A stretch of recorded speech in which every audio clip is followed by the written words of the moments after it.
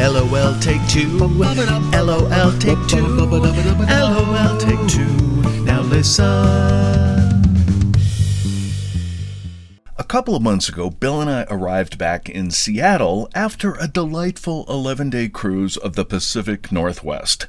Our ship was unloading at the same time and onto the same dock that this mega ship that was the size of New Jersey was dumping its passengers.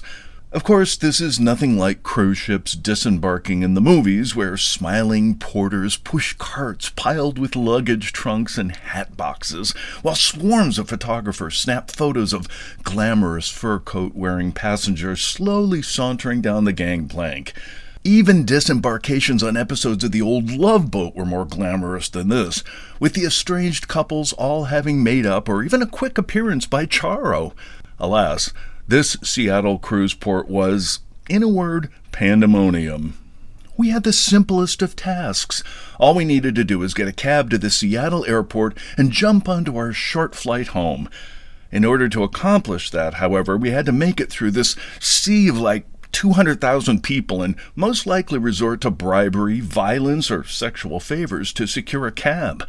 The line for cabs was longer than a Black Friday sale at Best Buy. To make matters worse, as we slowly plodded through this sea of Ellis Island-like humanity wearing t-shirts and flip-flops, both Bill and I received text messages that our quick 2-hour flight to Burbank Airport had been canceled. What? I had been tracking our plane and it was 45 minutes from landing in Seattle. It better have crashed for them to have canceled it. I'm just saying. Calls to the airline were met with recordings that they were experiencing higher than usual call volumes and the wait was over 2 hours.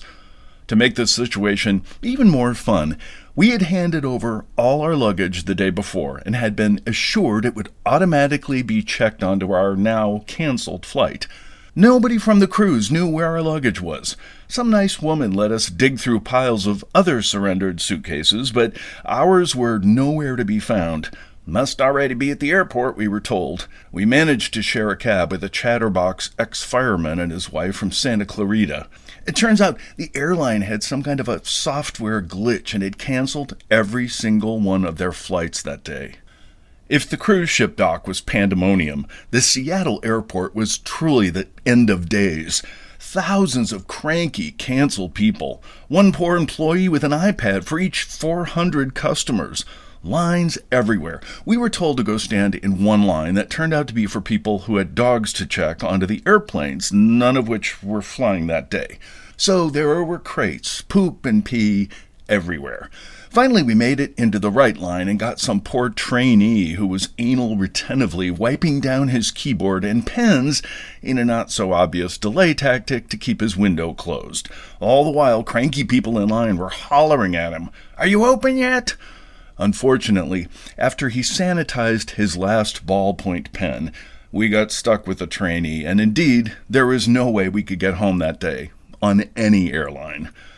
After much cajoling, the trainee managed to get us a hotel reservation for the night, but our bags were somewhere deep in the bowels of the Seattle-Tacoma airport. If we wanted them, it could have been another 2+ hours of waiting, if they could find them at all. We had already spent over 3 hours since departing the ship, so we crowded onto the hotel shuttle and were whisked off to a little community a mile or so south of the Seattle airport called Des Moines. This is the name of the city in Iowa I spent 10 of my formative years growing up in. Ironically, Des Moines, Iowa was a place I couldn't wait to escape from. Turns out Des Moines, Washington wasn't much better, but sadly, we were stranded there for 24 hours.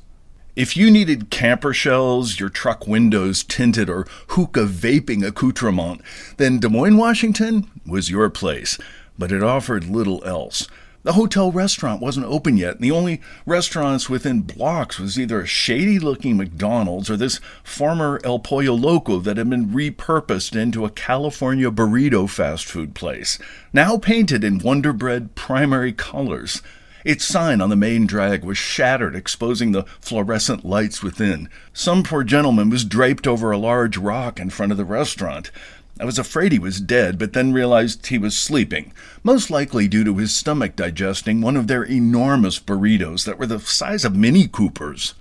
We had already explored downtown Seattle before the cruise, and the prospect of an $85 one-way cab ride back downtown after our harrowing morning was out of the question. We opted for a couple of monster burritos. Once we checked with our house sitter and she assured us our border terrier Brody would be fine for another day, I had nothing else to worry about. Everything was just fine. But to be honest, it kind of freaked me out. Of course, there was some weird stuff we had seen the week before when we were on the cruise. The natural beauty of Alaska and Canada rivaled that of Iceland, where we had just visited 2 years before. As always, I added the soundtrack to the incredible vistas we were sailing by, repeatedly playing They Call the Wind Mariah from the Gold Rush musical Paint Your Wagon, as well as the Alpine yodeling section from It's a Small World soundtrack. I know, I'm weird that way. I kept playing them over and over on the Bose speakers we travel with until Bill was ready to pop me. This ship was a classic ocean liner which had beautiful public spaces, but our balcony cabin left a lot to be desired. The bathroom could not fit both of us shoulder to shoulder, and the shower? Forget it. It was like showering in a coffin stood on end. The employees who really did the grunt work, the cabin stewards and bartenders, were very nice and polite. But I always felt that behind their overworked eyes, they were always saying, "Help me." The rest of the crew, including the officers, were aloof and pretty much unfriendly, something I had never experienced on a cruise ship on any line. It was a British line, however, so they did have a fantastic afternoon tea, as well as the big band dancing in their ballroom. They also had dance hosts, these older gentlemen who appeared to basically be male hookers from Shady Pines, going from one decked-out, bejeweled woman to another and dancing with them.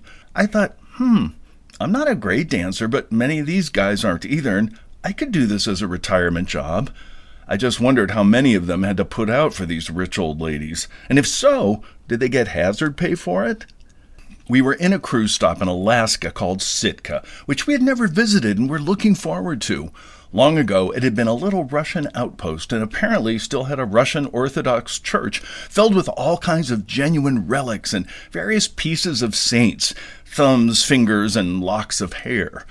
Turns out the church burned down 60 years ago, but has been faithfully rebuilt. The cruise ship docked quite a distance from town center, so they put us on their free shuttle bus that took us into town. The town was much bigger than I imagined, and honestly not as quaint as I expected either. The rebuilt church looked okay. The saint's DNA samples still carefully preserved in it, but it sat in the middle of blocks and blocks of tacky souvenir shops, the contents of which were all manufactured in China. Photos had recommended this bird sanctuary in Sitka that was a 1.5 miles walk and said the local city bus would take you right past it. I popped into the waiting bus to confirm that it would drop us at the sanctuary. This snarky city bus driver started laughing at my question, exposing a mouth of teeth that looked like they had been in a fight with a baseball bat and the baseball bat had won. "It's only a 5-minute walk," he said, insinuating I was too lazy to do that. I heard more laughing, turned around, and all the locals on the bus were now snickering at me as well. "Well, okay, we'll save our $2 and we'll walk." I sheepishly retreated from the bus and told Bill, "We're walking." Well, we walked. And we walked. Uphill we walked. And about 35 minutes later arrived at the bird sanctuary, sweaty and pitted out. Now, they do great work there, rescuing eagles, owls, and other raptor birds. We got through the whole thing in about 30 minutes, about $1 a minute with the pricey admission fee. But hey, I got my picture taken with a 6.5-foot fake stuffed eagle named Gary. Instead of the long walk back, we grabbed a cab. This cab driver was decked out in a multicolored clown t-shirt, hadn't shaved since Bill Clinton was president, and looked like a reject from the Muppet Show. $10 got us back to the center of town in 3 minutes, but it was worth it to not get shamed by that city bus full of judging locals. We decided to call Sitka a day and head back to the ship, which meant a trip back on the shuttle bus. About a block into it, the shuttle bus stopped. Traffic? No. A wanton moose or bear? No. Instead, there was a herd of middle to old-aged white people with MAGA Nazi signs protesting on a Thursday afternoon and stopping all the traffic. Really? The election had been 9 months before. Why throw an AARP Ku Klux Klan rally and piss off the tourists who are contributing to your awful little town's economy? Not the brightest bulbs, these folks. I was never more happy to get back on that ship.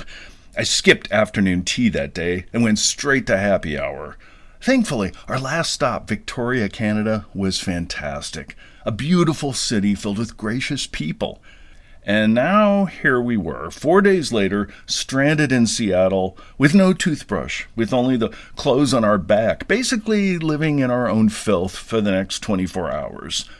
It suddenly occurred to me that since retiring from my day job only 12 weeks before, this was the first time in 22 and a half years that I'd come back from a vacation and didn't have to worry about logging back onto my laptop or checking work emails or wondering if I had that extra vacation day because I was delayed.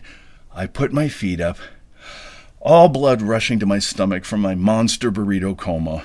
I put on my headphones and listened to the Alpine yodeling song from It's a Small World and relished truly being off the grid for the first time in decades.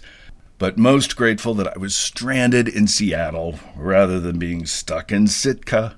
LOL take two. LOL take two. LOL take two.